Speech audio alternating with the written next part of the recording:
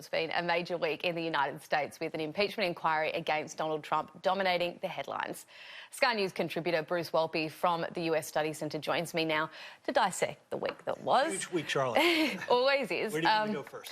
Well, look, let's start with the impeachment. We'll kick it off there. Top diplomats have testified before Congress against US President. How damaging have their depositions been? They've been damaging. And you have two vectors on a collision course. You have this accumulating body of evidence by former diplomats that, yes, the president tied political support against Joe Biden in his contacts with Ukraine, everything that diplomats were working on, the call that occurred between the two presidents, and that case is being fleshed out. And I was monitoring U.S. TV earlier, and people are saying this is the smoking gun, the smoking howitzer. You know, it's pretty serious stuff. On the other hand, the other vector that's colliding is Trump saying this is a witch hunt. They're just after me. They want to discredit things. They want to nullify the 2016 election. I'm calling on my base to stay firm. I'm calling on Republicans to get more aggressive. And you had a bunch of Republican congressmen go down to the hearing room and barge in there and disrupt proceedings for a while and make a case about process. You have Lindsey Graham, President Trump's strongest ally in the Senate, introducing a resolution saying the House process is corrupted. And so he's trying to discredit it, just as he did with the Mueller report, you know, going after him. President Trump feels he's been under attack relentlessly for 3 years, and he's really had it.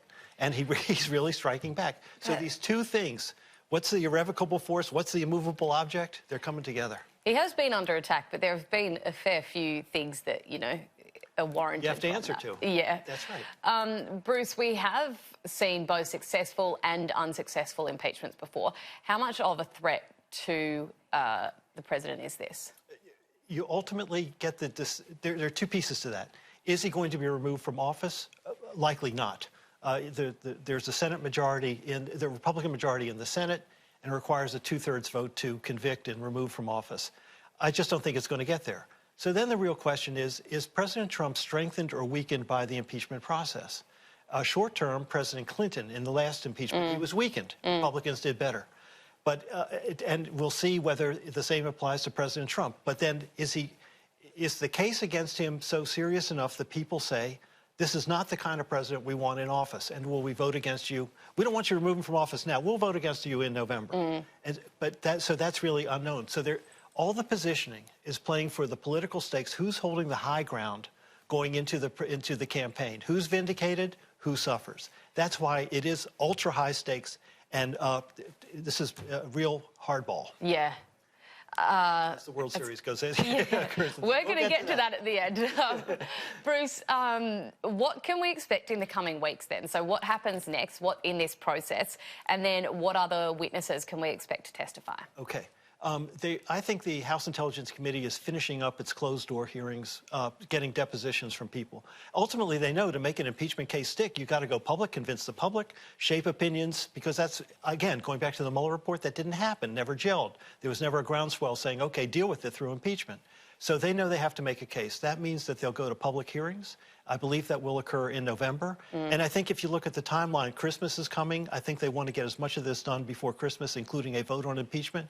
If it goes into 2020, then it starts running into the presidential campaign and a whole bunch of other things. It becomes very, very messy, and it is already messy.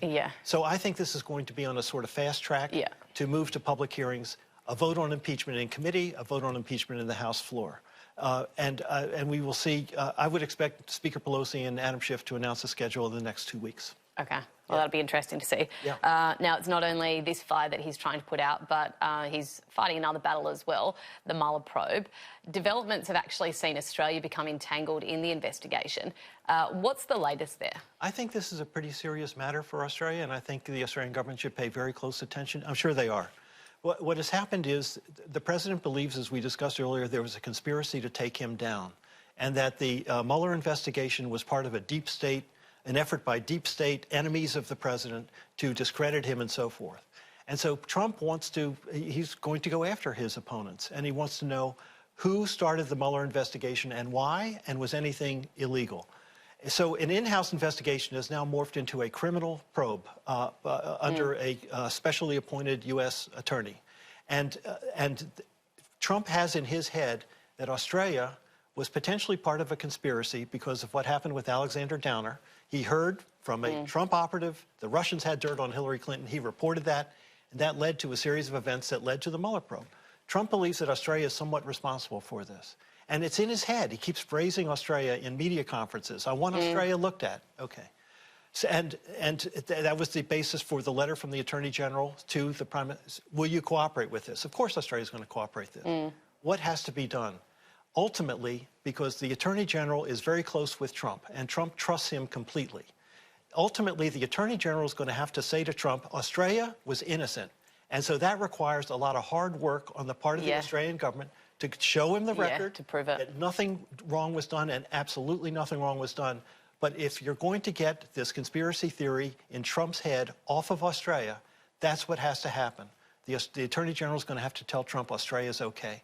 So that is the little, small diplomatic task that our Australian colleagues and friends have to prosecute in Washington to get this thing over with. Now, we are running out of time, but I know that there is one final topic, the real reason why you came in today. The World Series. The World Series. Okay. The Astros are up 4-0 in the fourth inning. Not good. But the president, he's going to be attending. The president is so there's a slight political aspect to it as well. There is a slight political aspect, and it's happened to other presidents at other times, George W. Bush and Barack Obama. President Trump is going to attend the World Series. The fifth game is tomorrow, this time tomorrow. He is not going to throw out the first ball. He's going to be in the stands. But why is that? There's a security reason, and it takes up a lot of time, and it's complicated. It's also embarrassing if you don't do a good job. Correct. I know you're a big thrower of the ball. Get it over the plate. So he's going to be there, but I predict he's going to be booed when he goes into that stadium. And that has happened to President Obama, and it happened to President George W. Bush, H.W. Bush, both of them. Yeah. And so that is going to be a little political issue on national television. But if they're in a divided city where Democrats and Republicans are at each other's throats, the World Series is bringing the city together. And that is good news out of Washington. It's the only good news we've had all week. That is good news. Nice to end on some good news. Thanks for the update there and all that insight, Bruce. It's always great having you on.